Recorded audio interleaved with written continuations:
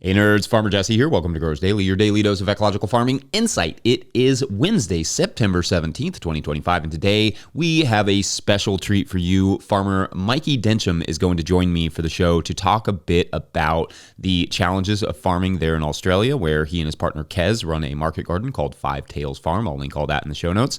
We discuss some of the tools that make their work easier and more organized, and Mikey got a scholarship that sent him all over the world to look at what makes small farms productive and profitable, and what he found may surprise you. Anyway, I will let Mikey get into all that, but before we dive in, we're going to get a quick word from our friends at Rimmel Greenhouse Systems. Whether you're growing tomatoes for market, flowers in the spring, or vegetables for your family, growing in a high tunnel protected from the weather provides the right environment for a harvest you can count on. Rimmel greenhouses are strong, durable, and easy to assemble, offering the quality you need to grow productively year-round. The team of experts at Rimmel Greenhouse Systems will be your trusted partners to ensure you get exceptional value from your greenhouse or high tunnel investment.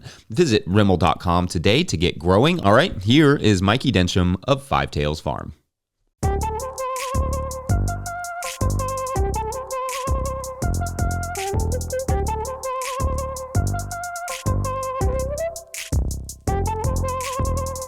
Mikey Densham, welcome to the podcast.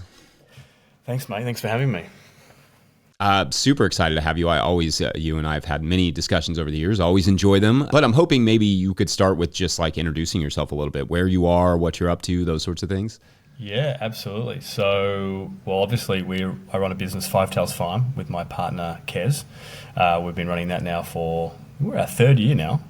So third year, second farm site. We actually started the farm on a different site, and then after the first year we moved it, so we've been on our current site, which is now a property owned by us. We've been here for 2 years. We are located in southeastern Australia, so an hour and a half an hour and 45 minutes out of Melbourne, which is a major city, 5 million people.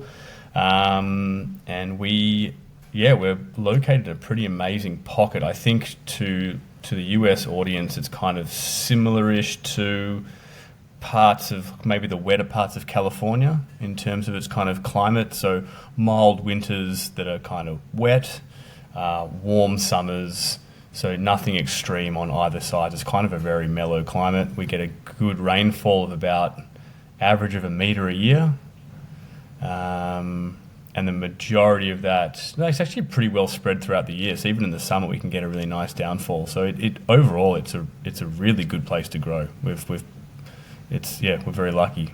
What else can I say? Yeah, we're a vegetable farm. We grow vegetables and we sell primarily to the restaurant market. That's our primary clientele.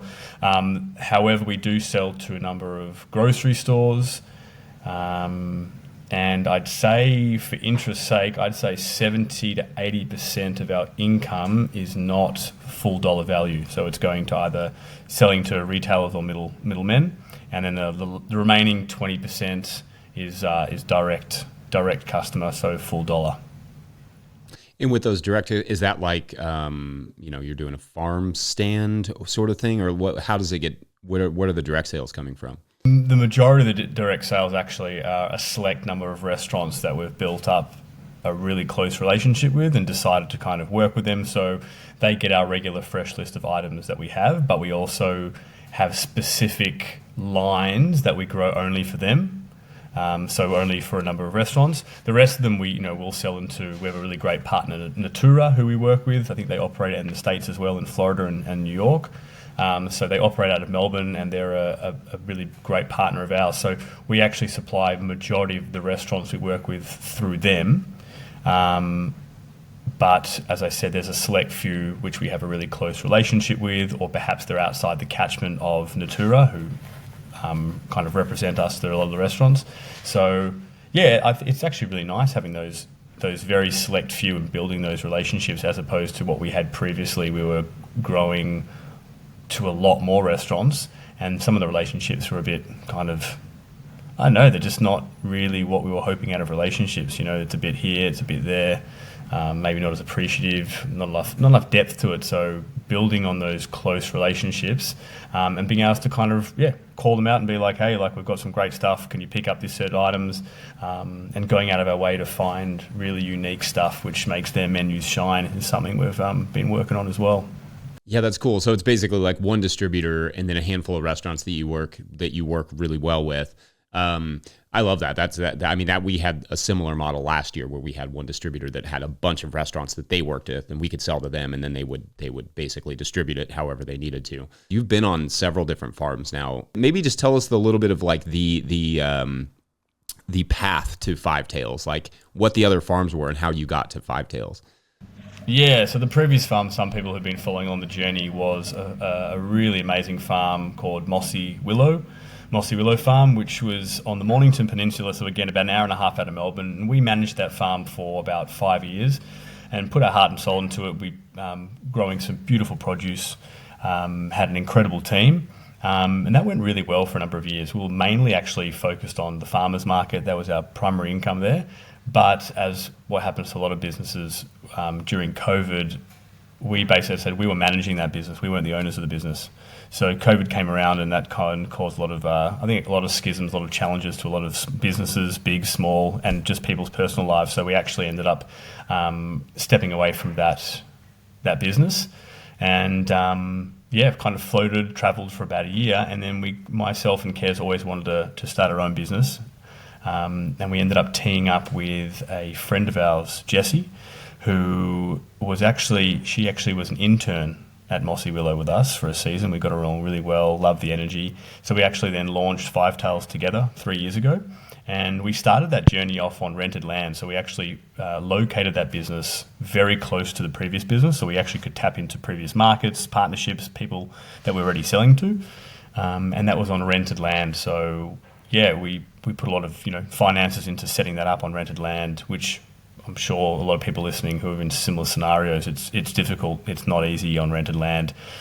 Market gardening I think it's capital intensive. It really is. There's a lot of money that needs to go in, and the more you want to produce and the higher quality, I really believe it comes down to better equipment, better infrastructure, and it's just really challenging doing that on rented land. So actually, after our first year renting there, it was a really challenging year seasonally wise. We had an incredibly wet spring, which was just when we were planting all our crops, and the site turned out to be a more challenging site. So yeah, with all the experience we had, went in gung-ho, and it was just a lot of challenges. So after that first year, actually, we decided to split ways with our friend Jessie, and Kez and I basically bought out her share, and then we kind of had made a decision that it was... The thought of continuing on rented land at that point was just a bit of a no-go. It was kind of like, do we close the business down or do we find our own land? And we were very fortunate. We'd been searching for a long time to find a parcel of land, and found one, bought it, and packed up the farm in the winter season, moved the entire farm up, and we're back producing by that summer. So it was a mad period, but pretty stoked. And now, we just clocked over 2 years since we moved onto this site. So it's pretty crazy looking back and being like, holy moly, 2 years, and what we've achieved is we're pretty stoked, I reckon. Yeah. And I remember you writing, we corresponded a little bit about some of the challenges you were having on that first farm. And maybe we can talk about that. We're going to take a really quick break, and we'll come back and talk about some of the key challenges of farming there in Australia, and maybe just on that soil and that land that you had previously, and maybe some of moving the farm, because that is a whole ordeal. BRB.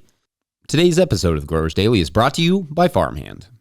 Farmhand is the virtual assistant built for farmers, helping CSAs scale sales, run error-free fulfillment, and deliver 5-star service. Whether you're at 100 members or 1,000, Farmhand helps you grow without burning out. You've heard us and our farmers right here on Growers Daily. Explore farmer wins and learn more at farmhand.partners/no-till. That's farmhand.partners/no-till. All right, back to the show. All right, so Mikey, discuss maybe some of those specific challenges you faced there. And I think, like you mentioned having some struggles with that soil, and I feel like there's some that we have here too. So can you talk a little bit about what those were on that rented property, and then like how you kind of went about it? Yeah, look, I think the initial challenge when you're jumping onto rented land is that you don't have a lot of time to kind of check check it out. Like, we didn't have the privilege of waiting an entire year and seeing it out. So when we actually signed the lease, it was in the summer period. So it's obviously the most dry time. Did some soil tests and things came back overall pretty good. A couple of things that were a bit concerning in the soil test, but the commercial opportunity was really amazing there. So in terms of location to market, and also there was a really well established grocery store on the site. So we were actually renting land behind a grocery store. So the majority of our produce was actually going from the farm, traveling literally, I'm not joking, 15 metres from our cooler room into the other business's cooler room being sold there. So in terms of commercial site, it was an incredible opportunity. But as I said, so that's why we kind of signed it. But the challenges started coming about in that wet spring. There was a very high water table, which we were unaware of. So wet spring, high water table, we found a lot of our growing area was just saturated with water and taking a hell of a long time to drain out. And anyone who's dealt with waterlogged soils, it is the enemy. It's an absolute enemy. So that was the first. And this was clay soil, or what was the soil type there? Yeah, it's a clay soil, which had, as I said, one of the concerns was it was a high mag soil. So it was over 20 parts magnesium, which is often, that means usually it's a tighter clay. So a tight clay as well on top of being a high water table, it was just really challenging. Like, you couldn't really get tractors couldn't really get tractors into the field, had to wait a huge amount of time for soil. So we had to pivot pretty quickly that first season to kind of understand, we did want to grow tomatoes, we did want to grow a whole lot of crops, but they just weren't going to work on the site because they had different root systems. So we had to really pivot, and we ended up growing some pretty amazing lettuces, funny enough, obviously being a crop which loves water. Once, obviously, after a couple of days, once the table went down, there was still enough water there to really feed certain crops. So we actually grew some amazing lettuces, a lot of quick cycle crops. So radishes and herbs were fine. Direct sown stuff like lettuce mixes were great, but anything that was a long crop was just an absolute challenge. So, like I said, high magnesium soils are really difficult to farm in. Certainly when you're not farming. Like, if you've got big tractors and implements, you can really break it up, if that makes sense. But I think as a no-till, like working as we were at the time in a very traditional no-till way, the best way to manage a high mag soil is to just throw a hell of a lot of compost on it. And as an old mentor said to me, just farm above the clay. So that was kind of a tactic that we went for. And then, so that was just yeah, what can I say? It was just a challenging year dealing with those two primary things. And then what about, you mentioned compost. Like, what is compost access like for you all there? Yeah, compost is fine. We got plenty of pretty quality compost. It's usually just a cost analysis, isn't it? Really, of how much compost you can put down. There was one point we had an entire tunnel and we ran the numbers on what would it be like to drop 150 mil, so say 15 centimeters of compost right on top of that, the entire thing. And then at some point, that goes back to our early conversation around rented land. At some point, you ask yourself, am I putting far too much energy and capital into someone else's land? And that was the same with the drainage. Like, there were ways that we could put down. We got costings of putting on pipe drains and whatnot, and it just came, this is just not worth it. Absolutely. Yeah, that's tough. I mean, compost is a difficult one. Physical stuff, I guess you could make an argument with the landowner that, like, hey, we're improving the land, could you cost share this with us? But compost is difficult because it's like, I don't know if they would see it the same way. And maybe that's something that would have to be worked out, like in leases. But I get that. I totally get that. That's a really tough situation to be in. What about things like tools and seed access? Are those relatively, good for you all down there? Yeah, tools and seeds, it's no worries. Like back 10 years ago when we started, 10 plus years ago, started in Australia when the industry was a lot smaller, the small scale farm stuff, it was very difficult. There's no Johnny Seeds down in Australia. Now we've got an amazing company, Activista Seeds in Tasmania, who have small scale equipment and seeds. But when we started, couldn't access a lot of that stuff. But now we've got a plethora of stuff. That's not really much of the challenge at all. So as I said, after that first year, I think when you're running a business, you've got to be pretty ruthless in many ways. You've got to make some pretty hard and fast decisions. And for us, it was, let's just pick up and move. There's no way we're going to be working as, market gardening's hard enough. You don't need extra challenges of a shitty site. You know what I mean? So do your due diligence. What about things that you've learned in moving a farm? Because to some extent, you had to move it twice. Well, you had to move this one. So were there any lessons in moving that farm just over the winter like that? Like anything you learned or anything you would have done differently on rented land with a vague plan to one day buy it? Look, what can I say? Look, a lot of the infrastructure we could take with us, which we're very fortunate about. We had a lot of cat tunnels, which is obviously pretty easy to pack down. We had invested in, we had dropped a concrete slab. Can't move that, so that's a sunken cost. We also had been paying off a larger tunnel, sunken cost, couldn't move that one, it was too large to move. So I think for us was obviously just relying on materials, even, we were saying before, even compost, we'd invest a lot in compost, you can't move that. So it's surprising how fast you can pick up and move a farm. I think we had everything almost packed down. Like the move was an entire week, probably took us a month to pack down beforehand. But now 2 years on from moving to this site, and we're moving away from equipment and infrastructure that is movable. We're now investing in large fixed structures, which I believe are far better for growing crops in. But obviously you have to own a site to be able to invest in that capital, because often, it costs far more per square metre to build those infrastructure. But they're well worth it. They really are well worth it. You just have to have the ownership of the land to justify it, I think. We've never had to lease ourselves. That's not never. We had a couple farms where we were working on family land that we thought we'd be staying for a really long time. So we kind of learned similar lessons. But we kept the infrastructure pretty mobile just in case, because we always knew we'd want to buy something somewhere.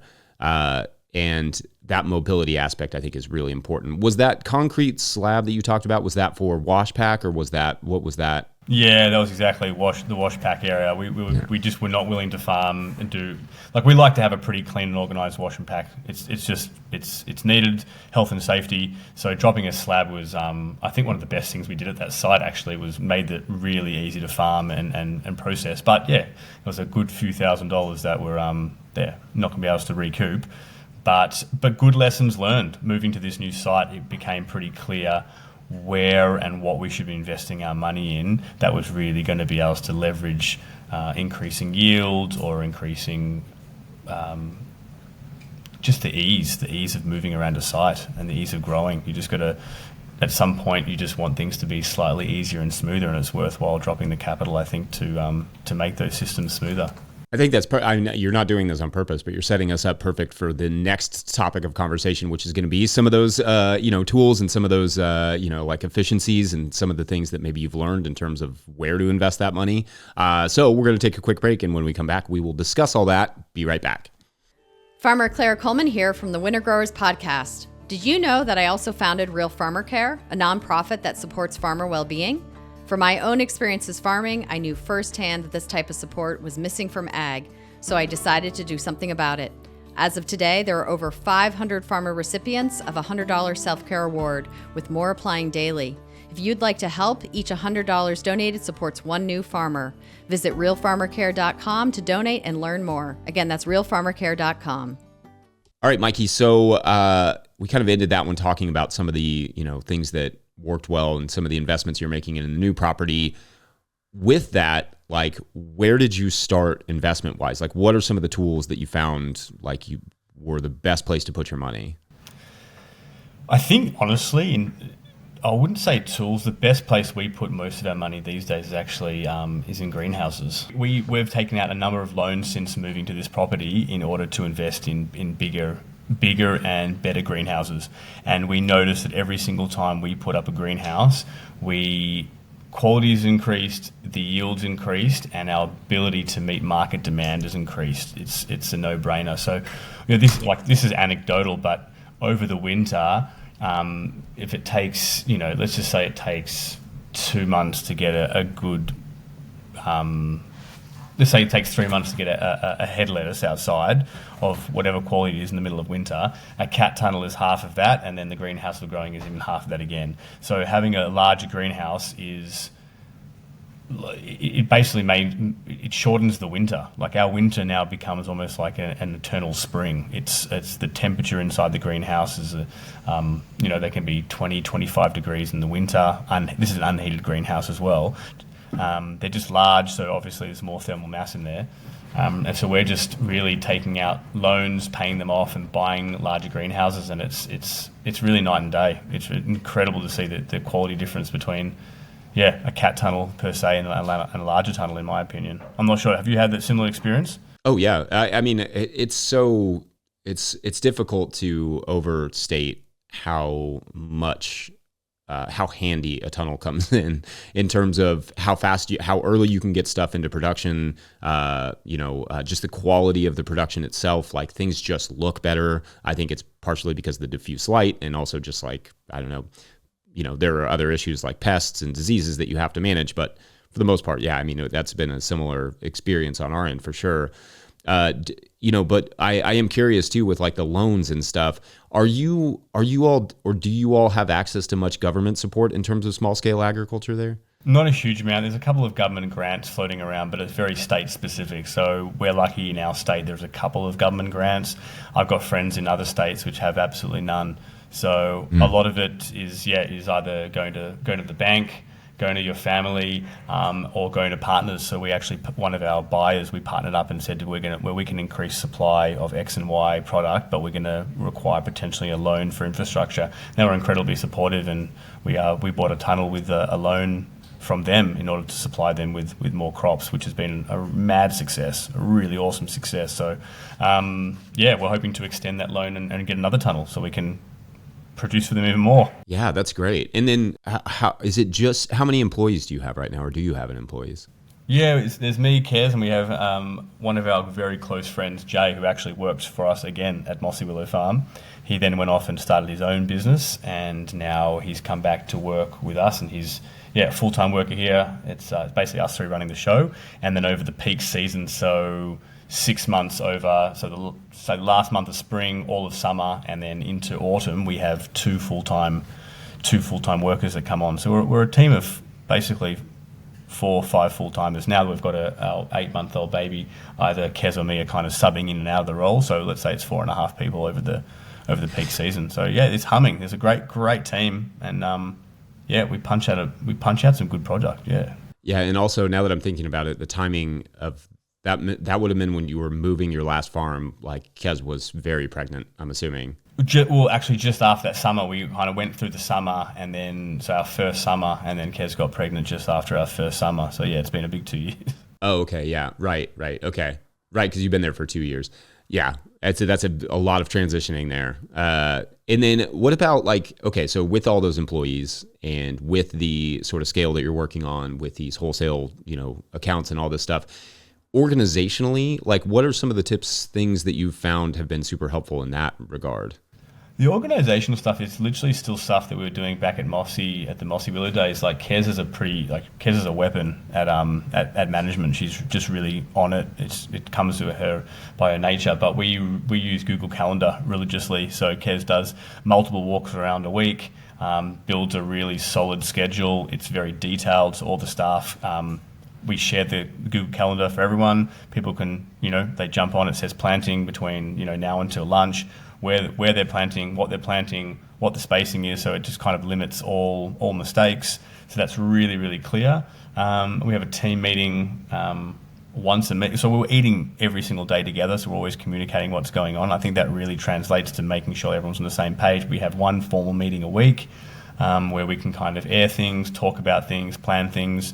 But I really do think the Google Calendar for us has just been the tool that's just made this farm really hum. And we've had that feedback from a number of workers who have been here. And after 2 weeks, they're like, wow, I feel like I'm always on top of my game. I always know what's going on. There's no surprises. And enables them to just work to their best, which they love. When workers feel like they know what's going on and they're not kind of twiddling their thumbs, or they love it and they thrive. I love that. I also, after we talked, I don't know, one of our interviews, or maybe it was one of your conversations, then when you did the series for the No-Till Market Garden podcast, where you were interviewing folks, which was awesome, by the way, and I'll make sure to put that in the show notes so people can track that down and listen to some of those interviews. They were amazing. Was the use of Google Calendar. I use Google Sheets a lot, and I'm able to share that with other people. Especially like for our soccer organization, those things have been really, really helpful here locally, just in a non-farming way. But I love that. That's a super helpful thing that anyone can tap into, and that for me was a huge tip. Is something that we could use. Yeah, absolutely. It's really great, and the search function on that's really amazing as well. Like sometimes Kez and I are kind of trying to work back, when did we plant this, how did that go, and the search function in there, when it's all really detailed week to week, you whack the search button and you can track down things, which is super handy. And I know for those people who are either doing food safety certifications or organic certification, there's a lot of documentation, and to be able to you do your best to kind of document everything, but where you fall short, it's nice to have systems in place that you can kind of lean back and hunt down that information. So, yeah, definitely can recommend that for keeping things tight. And with the organic certification stuff, are you using that same app like series? Or are you just using your Google Calendar and stuff like that for keeping track of the organic stuff, or do you have anything separate that's going into? We're using Google Sheets. Google Forms, okay. Yeah, Google Forms is how we're doing it. So we're not cert organic, but we have a food and safety certification that we do in order to sell to certain partners, which is kind of one step before kind of becoming cert organic. Would just be ticking a few different other boxes. Google Forms really is just super handy and easy to do. I want to get one more question in here, mainly because I just like chatting with you. Like, you took that year or 2 years right after Mossy Willow, you went and you like worked on other farms, and you kind of went all over the place. Was there anything that you learned in that experience, or anything that you saw that like really stood out that changed the way you look at farming or look at small scale production? Because I know you worked on some bigger places. Yeah, well, interestingly, so I actually at the same time I think we spoke about it once before as well. I did a scholarship with an international organisation called Nuffield. They operate in Australia, England, the US, and I did a research on profitability and productivity of small-scale farms, and I got it in 2021. I actually finished writing the report about a month ago and presented it to the findings recently, and to basically, I stood in front of a room of pretty accomplished farmers, and I said to them, anyone who's here looking for a presentation on AI, on robotics, this is going to be the wrong presentation, because a lot of my findings, Jesse, that I came back with was literally back to basics. That's literally what I learned, that small farms, if they're wanting to increase their productivity and profitability, there was just a lot of back to basics that they needed to do, which were not related to technology or tools. It had to do with management, it had to do with financial literacy, it had to do with understanding the difference between profitability and productivity, and understanding those two metrics and analysing where your business is going. So really fundamental stuff, which was interesting because I originally was chasing, the next crop, the next tool, the next high-tech greenhouse sensor, but it wasn't. It was really just common business practice, which is making businesses thrive or survive, really.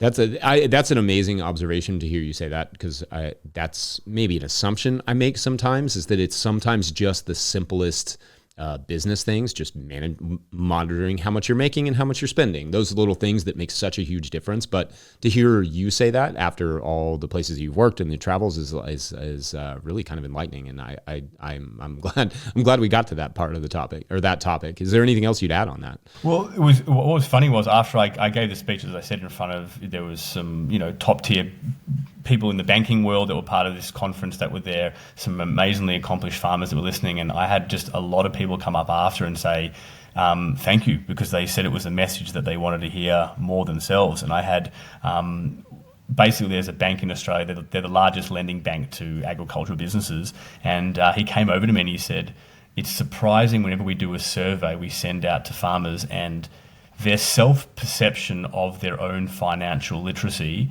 is often way higher than it really is. So he said on some of their forms, farmers are saying that they have, like, if it was out of 10, they were a 7 out of 10 financial literacy. And from all his experience working with farmers over the years as a banker, is that farmers don't have the most amazing financial literacy.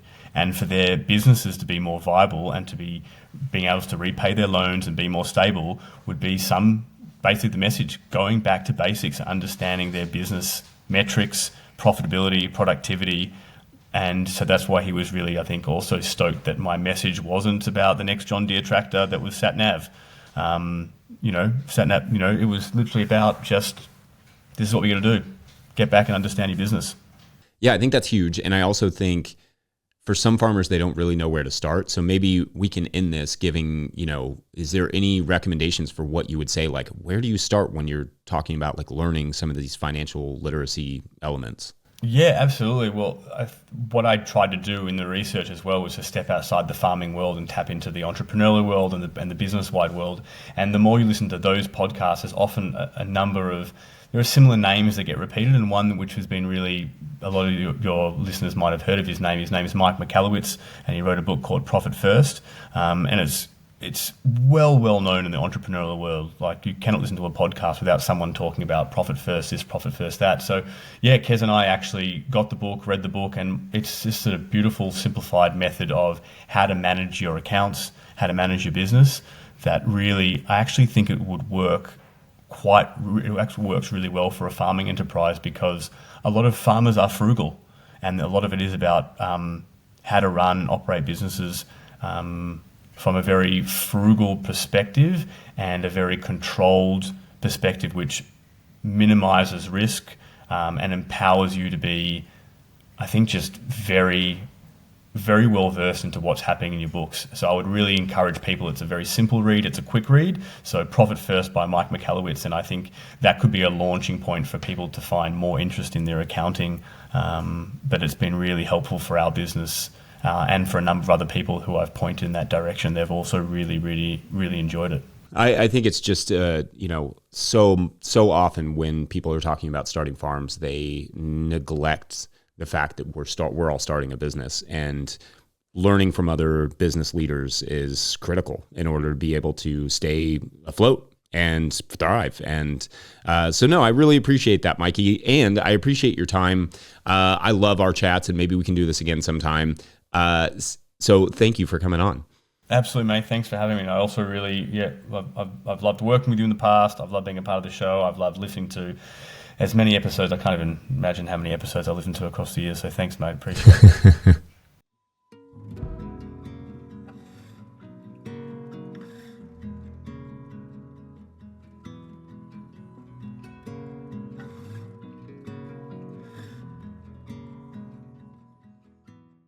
All right, how awesome was Mikey? I will put links in the show notes for how to follow Mikey and Kez in their farming journey at Five Tails Farm. Otherwise, that is it for this Wednesday. Don't forget, No Till Growers is now officially a nonprofit 501c3, so donations are tax deductible and greatly appreciated. You can learn more about how to do that in the show notes in case you're looking for like an end of the year, tax break. Please make sure to like and subscribe and or follow wherever you're getting this podcast. That's an easy way to help us out as well. Enormous thank you to all of our sponsors. And if you'd ever like to sponsor the show, you can reach out to Farmer Michelle at notillgrowers.com. Huge shouts to Willie Breeding for the theme music and Mike Hilbert for the production help and editing. Also, shouts to Epidemic Sound for the background music that you can hear. Pick up a hat or a copy of my book, The Living Soil Handbook, at notillgrowers.com to support our work. Big thank you to everyone over at patreon.com/notillgrowers, where at a certain level, or if you just bump up from one level to another, or you sign up in the month of September, you get a shout out on the show. So big shout outs today to Trish Buzan. Not sure. I'm pretty solid on Trish, though. I think I got that one right. All right, so you will remember from Monday's Patreon story that we have our referee, Daisy, who has shown up to a match where her nemesis, Rusty, the coach, was supposed to be coaching, and he wasn't there. When she asked his assistant coach, like, where's Coach Rusty, the assistant said, oh, you didn't hear? And then proceeded to tell Daisy that no one had seen or heard from Rusty in a week. Not his boss, not his team, not his ex-wife, none of them. Being a rule-minded person to a fault, you will recall, this made Daisy frustrated. People don't just up and disappear, she said, and so after the game, Daisy started her search for Rusty. Love him or hate him, she refused to let Rusty disappear without a trace. That's just not how the world works. Also, Daisy was in college to be a detective at the time of the story, so that's both helpful and convenient to the narrative. And so the search begins tomorrow on the laws of the game. Oh, that's not bad. That's kind of a soccer reference there where they call the rules the laws. Anyway, thanks for watching and/or listening. We will see you then. Bye.